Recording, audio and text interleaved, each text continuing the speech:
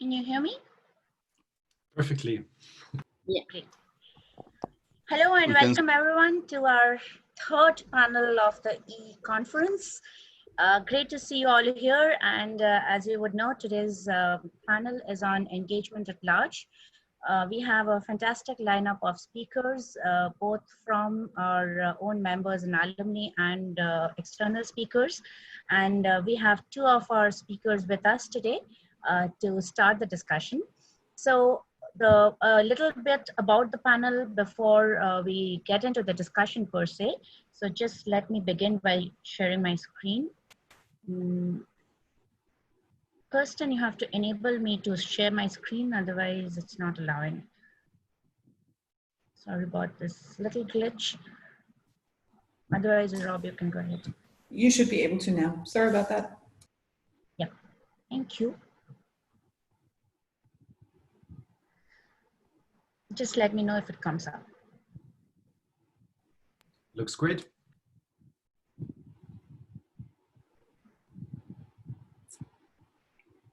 Okay. So our panel today is titled Engagement at Large, Communicating Science to and with the Public. This is a theme which is very close to many of our hearts. And the three of us who would be moderating this session today and on Thursday are Robert, Shabana, and myself. So for most of you, I think you know us, but if there are any external participants, Robert and myself, we are current members of the GYA and we are on the GYA PC. And Shabana has just graduated into becoming an alumnus. Robert is from Germany and we are from India. So welcome to our discussion. So let me give you a brief overview of what this panel is about. So this is when we talk about doing science, we often talk about, writing papers, writing books, giving talks, going and engaging with our students, going and meeting our peer group and conferences. So this is something that we all do as academicians. And this is one kind of communication of science and one kind of engagement. But we feel very strongly that as scientists, we also owe it to the society to engage with different parts of society. We need to engage with students, we need to engage with the lay public, we need to communicate science to the people out there. We finally do science with people's money. A lot of us get publicly funded for our research, and then the output of this research does not just go back to the public only when we produce products or when we do translational research which gives rise to vaccines and medicines or instruments. But output of science is also a lot of knowledge, and this knowledge needs to be translated into a language which people can understand, people can relate to, and this needs to be communicated to the people out there to tell them what we are doing with science, and this also helps to build trust of science in the society. Our speakers in this panel have spoken about different aspects of communicating science with the public, engaging with the public, and also with students and young people. They have also tried to address the question of what we as the GYA should be doing in order to more and more engage with the society. So let's introduce our speakers to you briefly. We have 5 speakers on the panel. On the slide you see here, all 5 of them, and the 3 of us will take turns to introduce the speakers and give you a kind of gist of the key points of what they have spoken about. I would request all of you to please go and watch their videos, which are all now public on YouTube. You would have seen the link. It's on the Global Young Academy channel. If you have not subscribed to our channel yet, please do subscribe and share these videos with your peer group. This session today, we are going to give you brief introductions to the themes of the talks. We have with us Lisa and Almaz, who will briefly tell you why they are interested in this panel and what it means for them, the topic of the panel means for them. they're not going to tell you what they have spoken of in the videos, because we expect you to please go see the videos. And on Thursday, we are going to get back here with the other panelists, which are Louis and Pallav, who are going to be here with us to address your questions directly. And we are also going to do breakout sessions to brainstorm on what we have heard them speak on.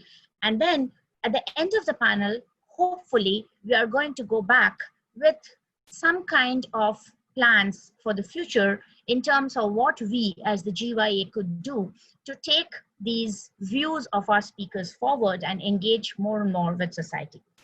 So the first speaker on the panel listed here is Pallav Bagla. He's a very renowned science journalist from India. He has worked with the Science magazine. He has worked with National Geographic. He's been employed by one of the best known news channels, NDTV in India, for 13 years. He not only does written journalism, but he does podcasts, videos, and he's also a good photographer. So he engages at different levels, and he is also very passionate about communicating in the layperson's language. So he does science journalism not only in English but also in Hindi, and this is what he has really spoken about even in his videos. So he has highlighted the need for science communication.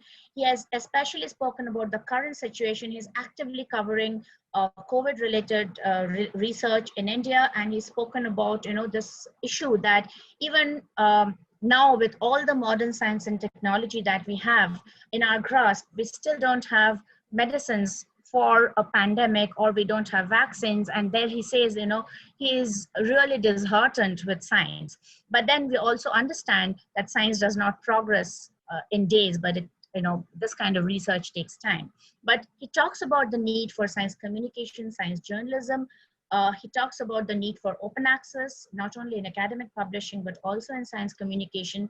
And he highlights that young people like us, young scientists, need to take the lead for making open access a feasibility. He talks about the need for high quality publication and science communication, especially during the pandemic, to build trust in science.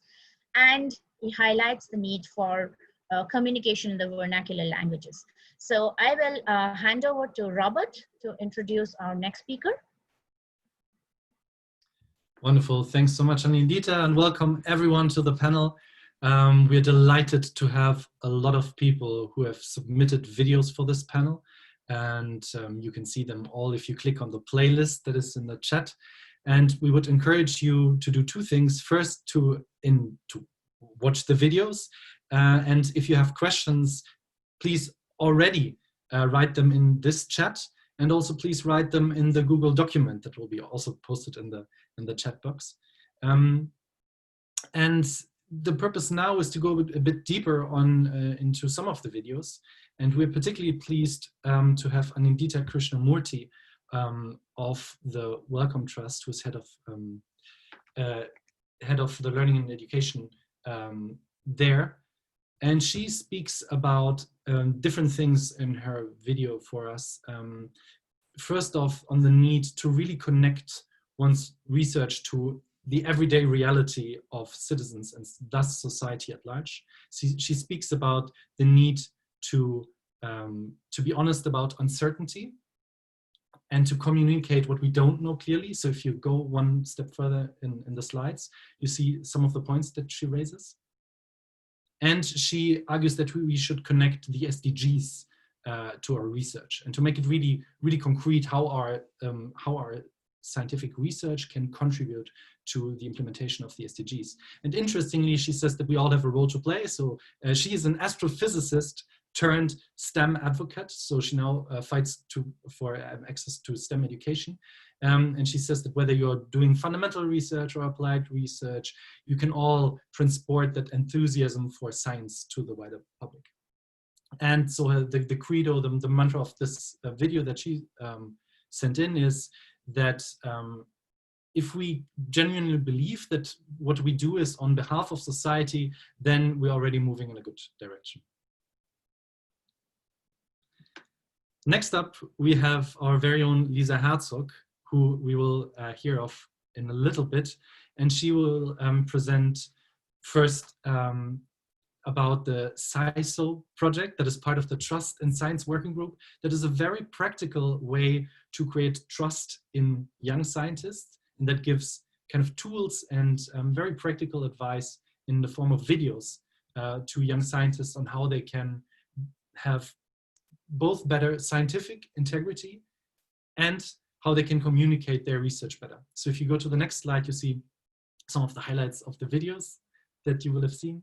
And she stresses, she being a philosopher and an economist, she goes on apart from giving very concrete advice, she gives also kind of a more abstract overview of why personal communication is so relevant for science. Because science, we need not just to be information giving machines, but we need to be human beings that use narratives in order to really connect hearts and minds.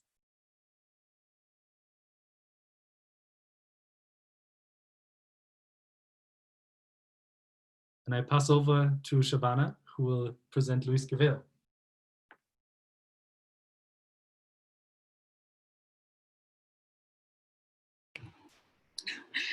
I welcome you all. Thank you so much, Robert, for creating wonderfully, and Anandita.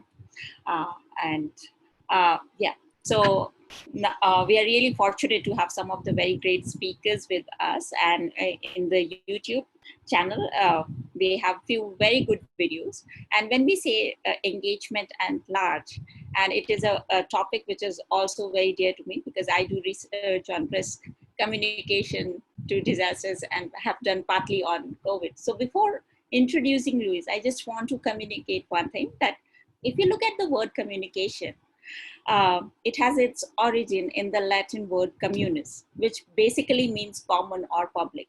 So basically communication and public become one or the same thing. But when we are saying communication at large, that means we are not just interested in communication, but we are also interested in the outcome of that communication. And there comes a bigger responsibility, all the ethical issues, and what is the right way of communicating or giving the accurate information to the public. And Luis has done some fantastic job in his video. He is a science communicator and also podcaster and filmmaker. And he's also a co-founder of Quanta, a Spanish language podcast network. So if you look at his slide and some highlights of what he has shared in his video, so he emphasizes that it's very important to know whom we are talking to, because in the audience there is public, and those public have different point of views. We got to be present to what they are speaking. Some people will agree, mostly will agree, and some people will not. So we have to focus on how we can give out our message very clearly to as many people as we can reach out to. We should use we should definitely be open to emotions as well as storytelling, and we should not be focusing on giving as much information as we can give, but rather we should be present to where the people are coming from, what they are ready to receive, and only that much information we should communicate. And after that, we also have another speaker with us. So can we have the next slide, please? And we are fortunate to have Almus with us here. So she is also a member of EC at GYA and founder of Zika Lab Diagnostic. So in her presentation, she again emphasizes on we got to be present, that as a scientist, it's our responsibility to communicate our message to the public, and not just public, but also to investors, because there is an expectancy on the other side that we should be communicating, because now these days people are more engaging and they want to listen from us. So if in her YouTube video, she asked, and she poses a very interesting question also: who should be talking about the science, like in this era of fake news and post-truth society? And I think I am of the view that everyone should communicate, because only when people communicate, we get to know what is the right information and what is the wrong information. So yeah, so I would invite Almus to, share. And also we do have a Google Doc, so please put your questions to Almus or Lisa, like if you have any question that you want to pose to this panel. And yeah, I hand over to Almus, I guess.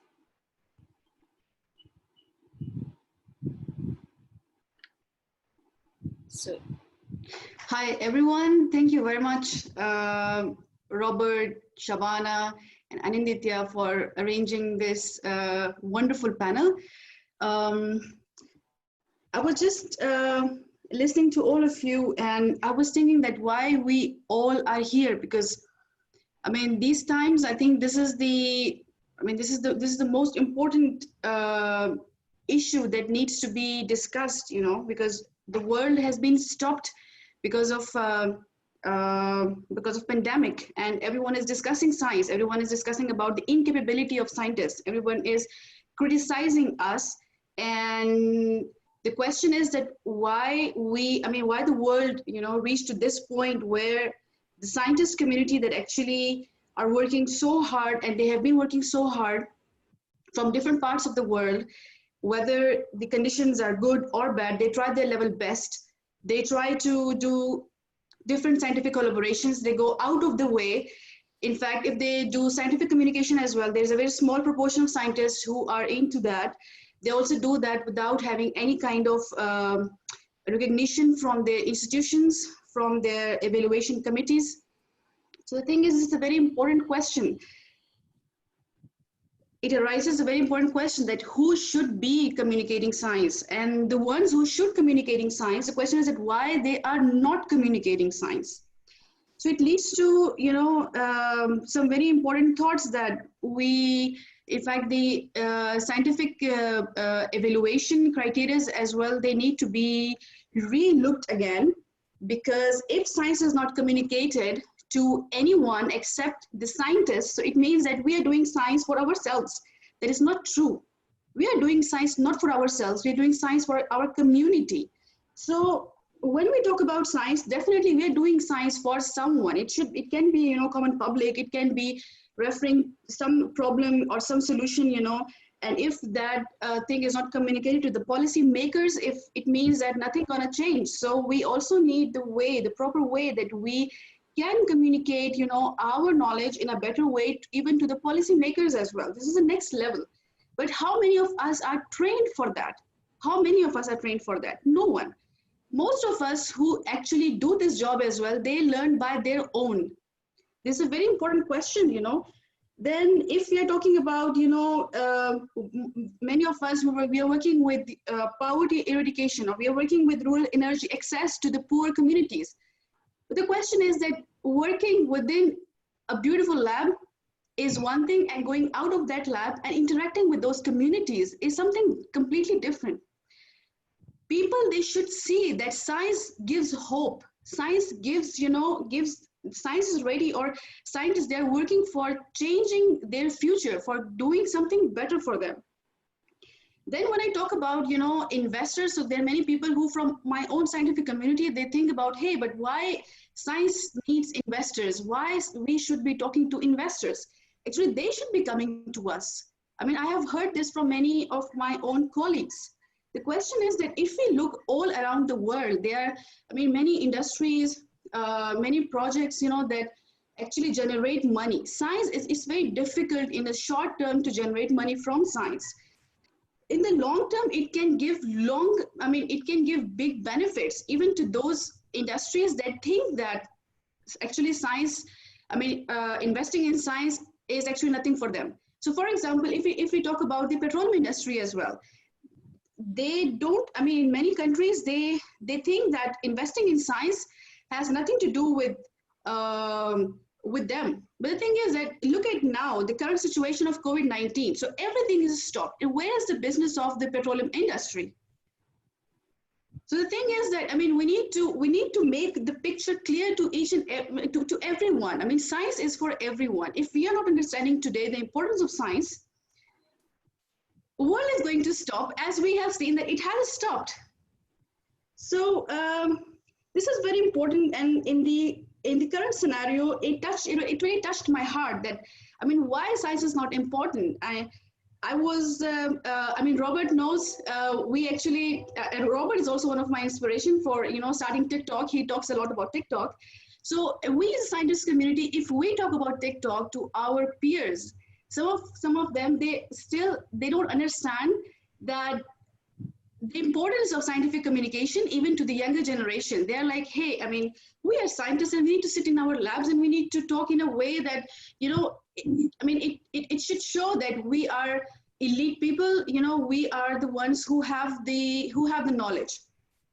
Again, the question is, this knowledge that we have is for ourselves, is for our peers, or it should be to, a bigger audience that actually is our non-peer.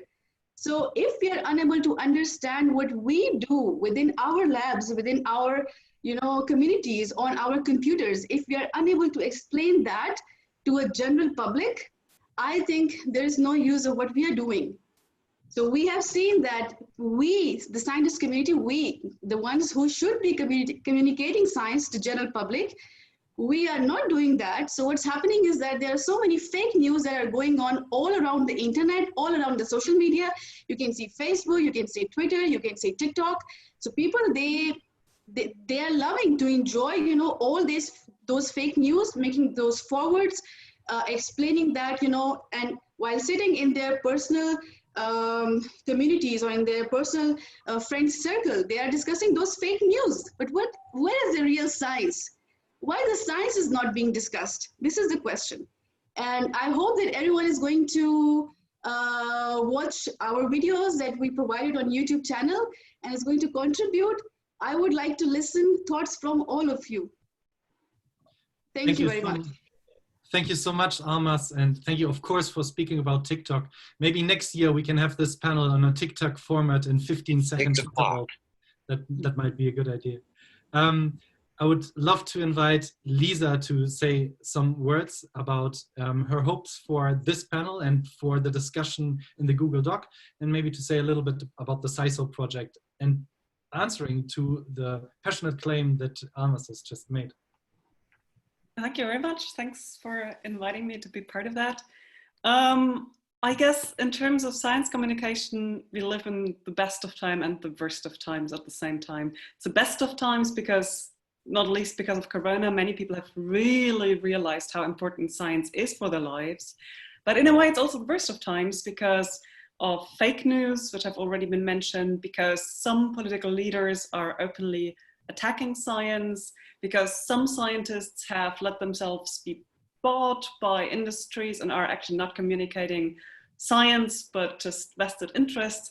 So these days, science communication is a very difficult and loaded field. That's one side of the picture, but the other side is that there are also so many opportunities and it's so easy to start doing something, and all of us can do this. One of the reasons why I think science communication can sometimes be sort of difficult is because people in the public have a somewhat simplified picture of what science is and what science can do, and they expect ready-made answers. And they want these answers to be such that in the best of all possible worlds, it fits their own interests and you can implement them directly into politics. But of course, science isn't like that. And very often there are uncertainties. The evidence only gets you so far. And I think one of the greatest challenges then is to really communicate the uncertainty, but also communicate what can be known and what we can be confident about. And one interesting experience when you start being known in science communications, so when I started going out and talking about philosophy, writing about it and so on, is that you get calls to talk about all kinds of areas that are not your own field of research. And apparently journalists are not very good at distinguishing what exactly one's research is about. And then I think it's the responsibility of scientists to tell them, look, this is not my field. And I should refer them to a colleague who can say more about this in order to make sure that the process as a whole works well. Because that's another challenge. For many outsiders who are not scientists themselves, science is sort of one homogeneous group. And of course, that's not at all true. And science is very different. People have different motives.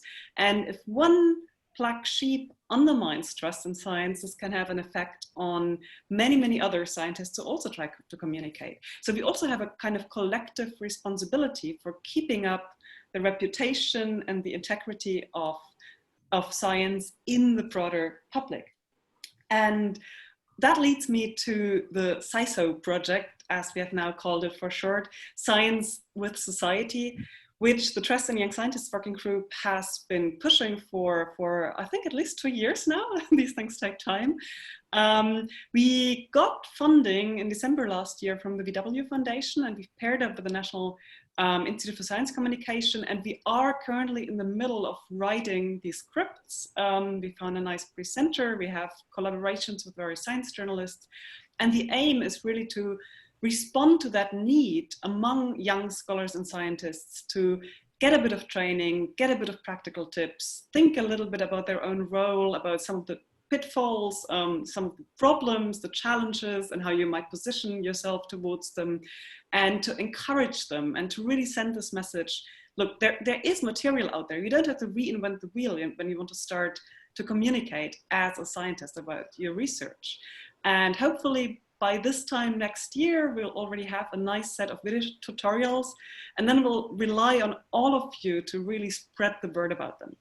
But one of the challenges of science communication to really reach its goal, to really convince people, reach them, to engage in debates. I mean, there doesn't have to be consensus, but there should be, you know, the right kind of debates.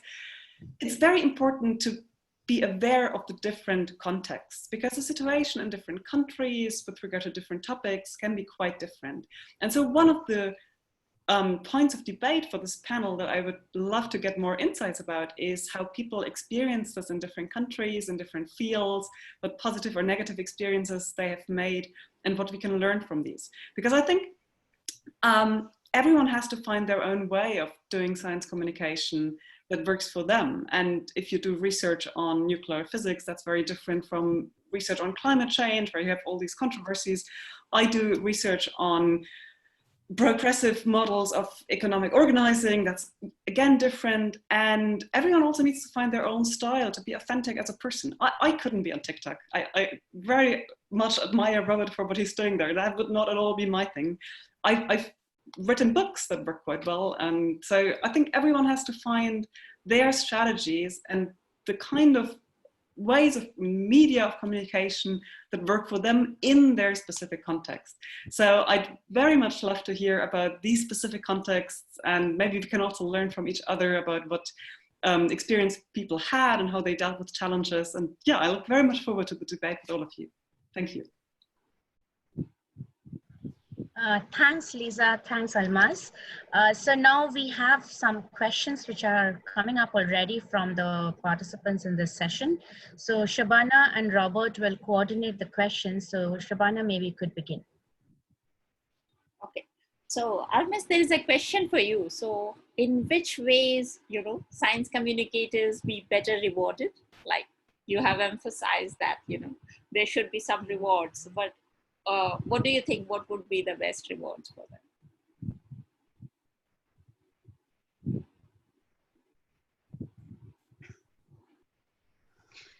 The thing is, when I talk about reward, I mean, one reward is, okay, you get fame, you get known by people. This is something else. The thing is that most of the scientists, they spend a lot of time in publishing papers. The question is that why they do that. I'm not saying that they do right. I'm not saying that it should not be done, but I'm just saying that the traditional system is like this, and universities, you know, administrating staff, they push scientists for that.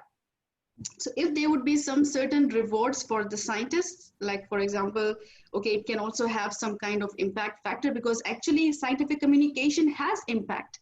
And sometimes it has impact even much greater than publishing articles, publishing, I mean, scientific articles that actually just a scientific community can understand. So in terms of impact, I think it should be recognized, and scientists, they should be, I mean, this contribution should be considered to be in their CVs, or, you know, in terms of rewards as well, so that they get, you know, they get the sense of accomplishment, instead of thinking that, hey, actually, maybe we could be publishing papers actually instead of communicating science, because it's very much time taking actually. So do you think at GYA we should have some sort of acknowledgement for the best scientists, communicators? Why not? Because actually, I think rewards are the one that push communities. And this is human psychology, where we see that there is reward, we try to work better, in fact. Okay, thank you. Yeah, Robert, you would like to ask? Yes, and I would like to ask Lisa something.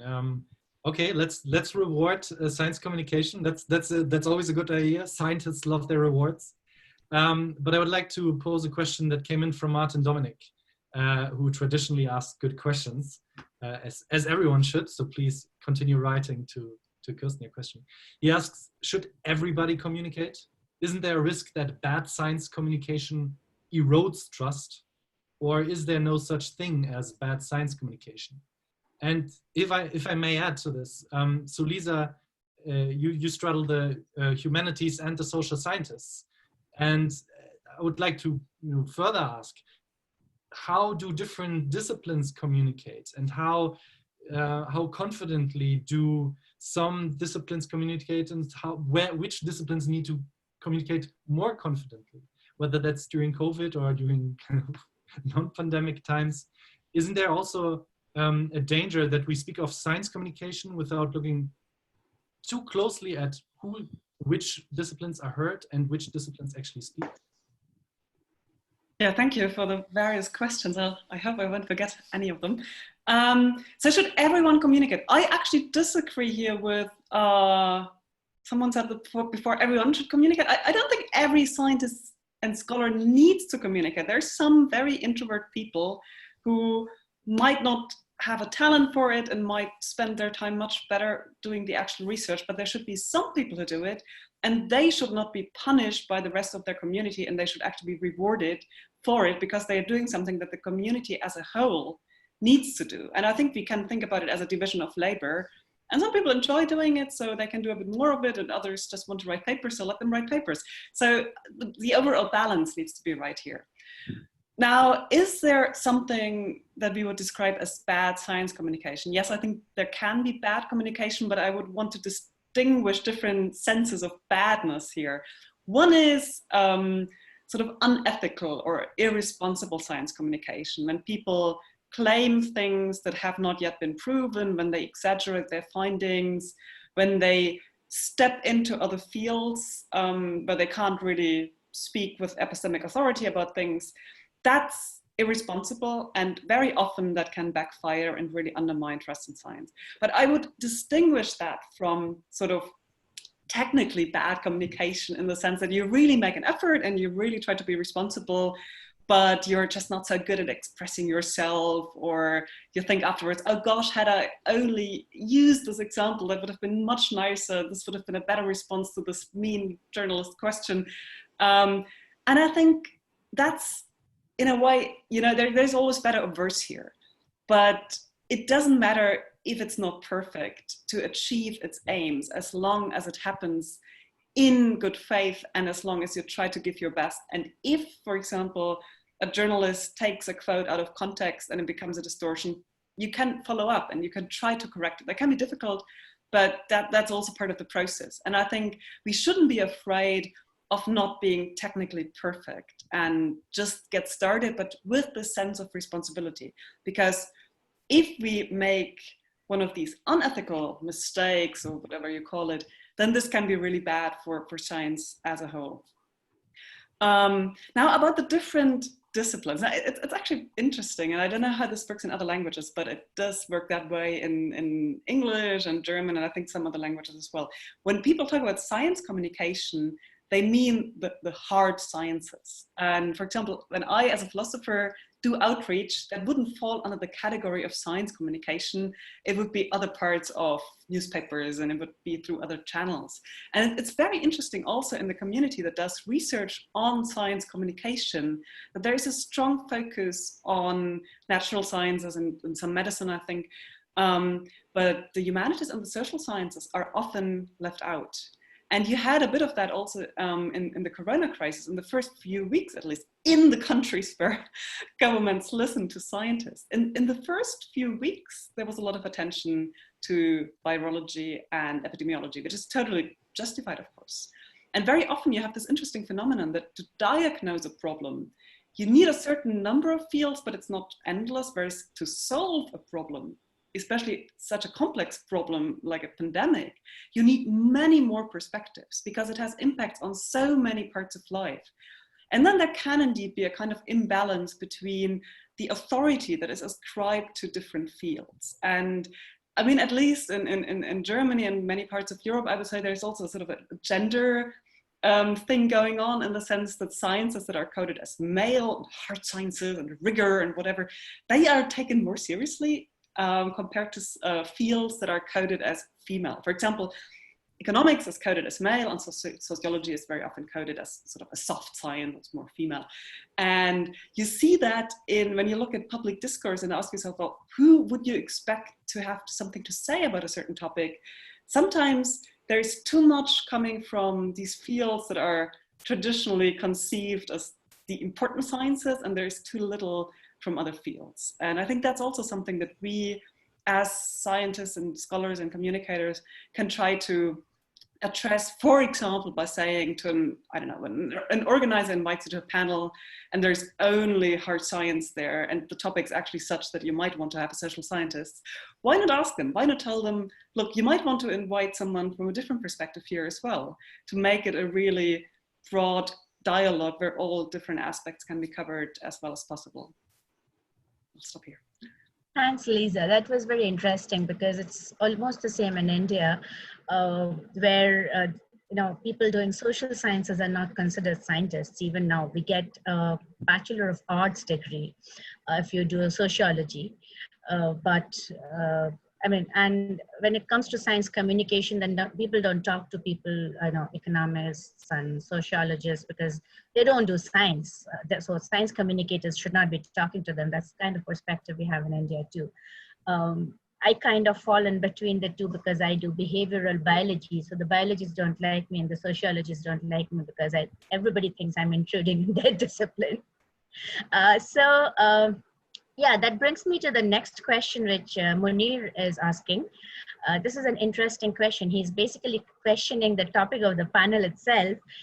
He's asking why communicating science to and with the public, why not include policymakers in this? So I will open it up for very short responses first from Almas and then from Lisa. So if you've got the question, why not policymakers included?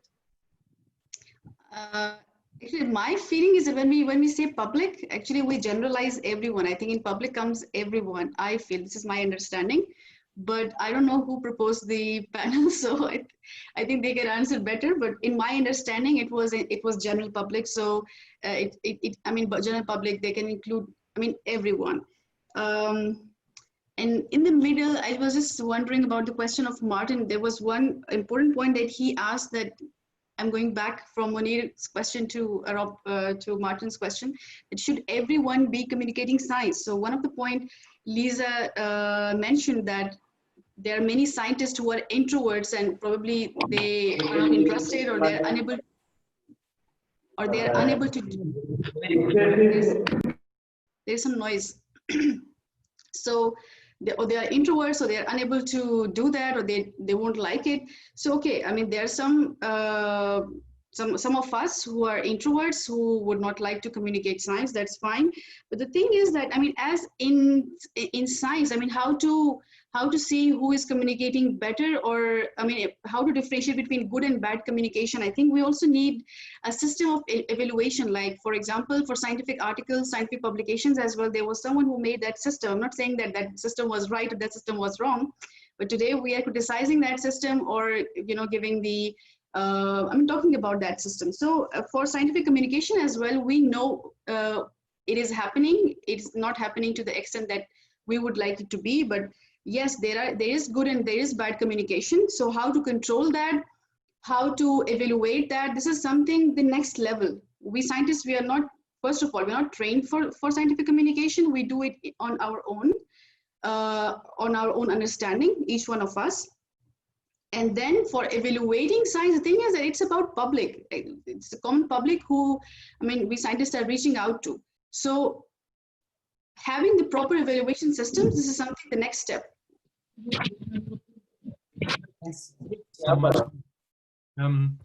Yeah, there is some noise. Yeah, I think it's true. Not everyone wants to communicate. I do believe that we as scientists still vastly underestimate the power of social media and often forget how the next generation is communicating. And I think young scientists can play a good role here in using the channels that young people are using, video, TikTok, or whatever else the current medium of the day is, to communicate, especially if their work is related to society. I think there's a lot of catching up to do that I see for people who want to. And I think we have a good question from Shavana right now. So I hand over to Shavana. Yeah. This is again going back to Lisa, and like what a previous question that Robert asked, like in the post-COVID phase, like a lot of questions have been actually asked about the role of scientists, and also in India particularly, the debate is on like science is increasingly following this utilitarian approach where we are engaged in solving the problems, but we don't have the medicine for COVID yet. But when we look into the COVID problem, it is not just a medicine problem. It has other socioeconomic and political implications, but those streams are not getting as much funding to do the research. So there are very few people who are actually genuinely interested in doing the work. So it's not just that people don't want to communicate, but also less people are engaged in such issues because there's also less funding provided. So who will be communicating to those aspects of science to the people or the public? So that is a question, and how we can promote that so that people get to know the overall idea about science, not just about individual research question or individual research outputs. Yeah, thank you. I guess there can be sort of self-reinforcing dynamics where if one field is very active or large, there's a lot of communication with the public, with policymakers, and they also get a lot of funding and more attention and more funding and so on, whereas other fields are in the shadows and get neither funding nor attention. There is a very interesting proposal by a philosopher called Philip Kitcher from Columbia University, who has proposed that we should imagine a process where the citizens of a democratic society would discuss, okay, what kind of research and what kind of fields would we actually need to address practical problems, but also problems of human existence. So for example, history may seem like something that doesn't give us practical solutions, but human beings are just the kinds of creatures that want to know where their societies come from, that are very interested in this. Same for astrophysics, for example. So that it's not just like we would only ever want to know about the things that have practical applications. Now, of course, if you imagine that kind of process, there might still be some disagreement, and in different cultures, the answers might be slightly different. But you could imagine that you'd arrive at a sort of list of disciplines or questions that should be addressed. We don't have that kind of process in real life. It's a thought experiment. The question then becomes, well, what could approximate that kind of process to see which fields we actually need?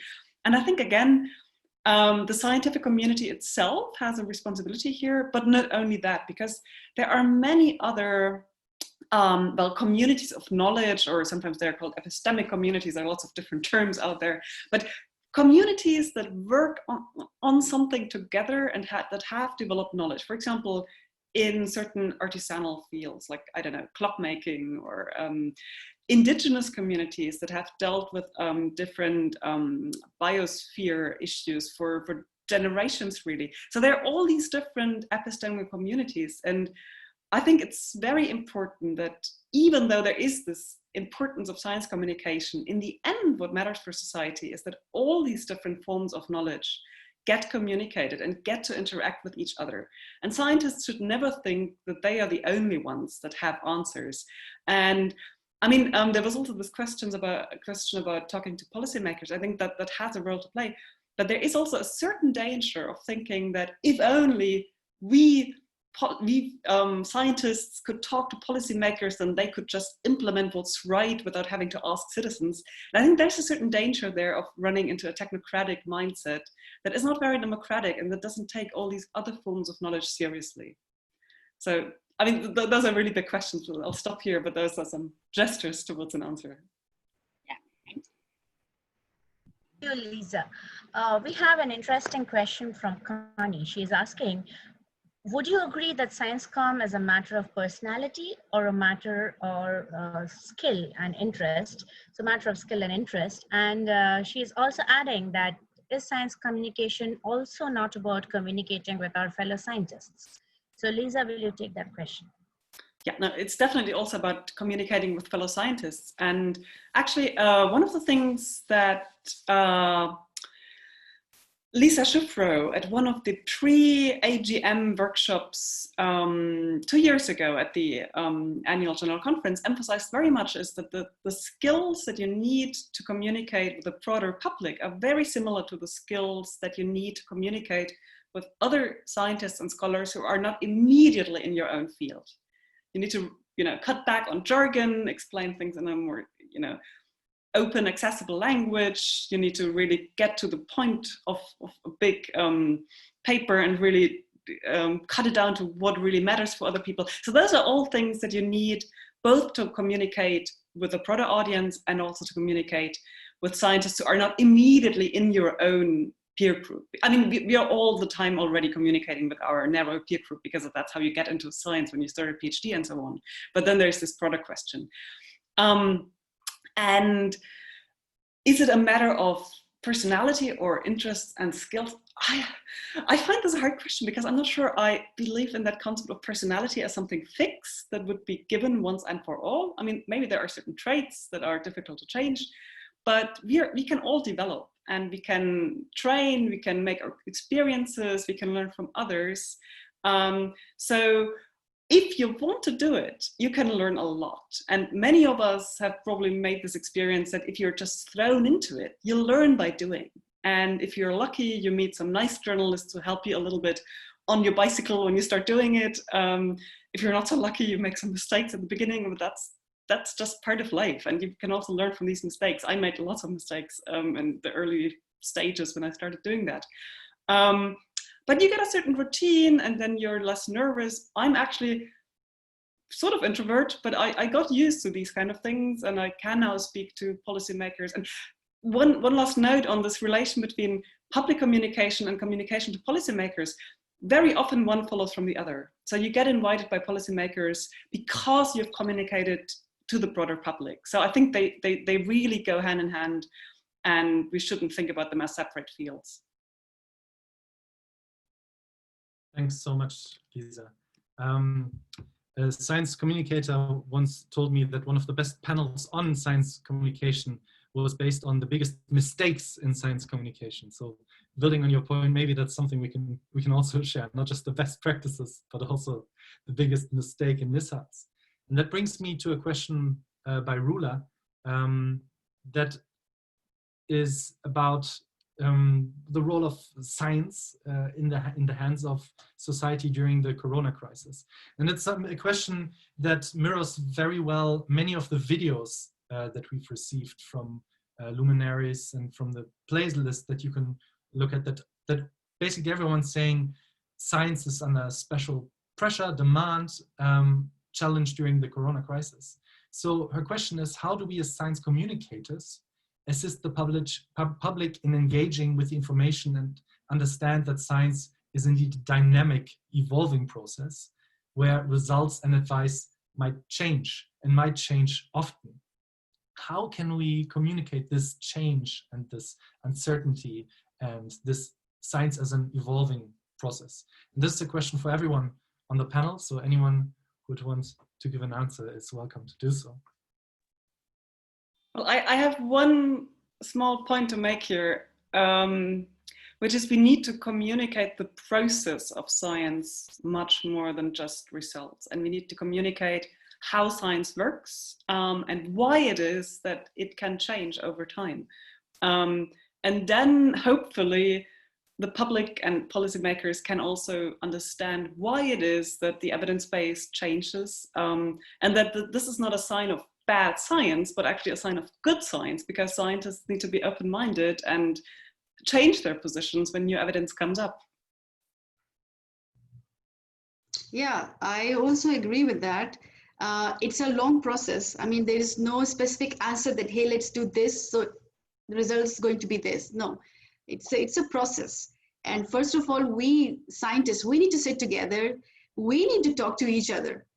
Because, I mean, as there was a question as well about interdisciplinarity, and we don't know how to communicate to humanities. Humanitarians, they don't know how to communicate with the scientists from the hard sciences. Sometimes we don't have patience to listen to each other.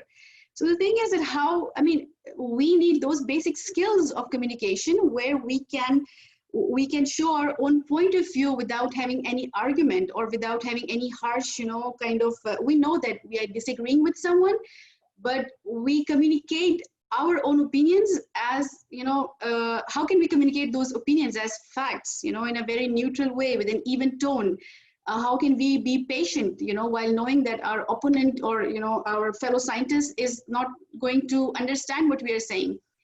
These are some very strong, psychological, there exist some psychological tricks and tips that we ourselves, we don't know about that. So it's a very long process. First, we scientists, we need to communicate with each other. Then comes the next step, to communicating to public and, for changing their perspectives. And it's a very long process. I agree with Lisa. Thanks to both Almas and Lisa for the inputs. I think Lisa hit upon a very important point that we don't need to just communicate the end products of science, but also it's important to communicate the process of science and scientific inquiry. In the Indian Constitution, we have something called the scientific temper. And I think it's very important that we help people develop a scientific temper. Everybody does not have to become a scientist, but they have to think like a scientist. And that's what we should aim towards. Let's close the panel for now on time so that we can come back on Thursday.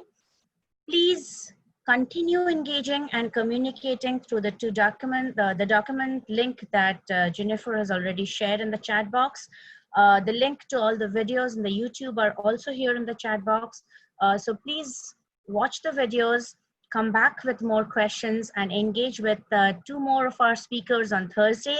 We are going to meet at the same time, and it's going to be a 1.5-hour long session, and we are going to need more and more inputs from you during the breakout sessions on Thursday. Looking forward to seeing all of you and some more. It was great that we have nearly 50 participants today. Thanks to Lisa and Almas for being here live with us. And thanks to all the participants for joining us today. Special thanks to the office for all the background support for running this session perfectly. All of you have been fantastic throughout this e-conference, and we look forward to seeing you all back here on Thursday. Don't forget to go watch the videos of this panel and all the other panels, especially the higher education panel, which does not have a live session, but all the videos are up there. So please go subscribe to the channel, share the YouTube channel with your colleagues, and spread the word. Thank you. See you on Thursday.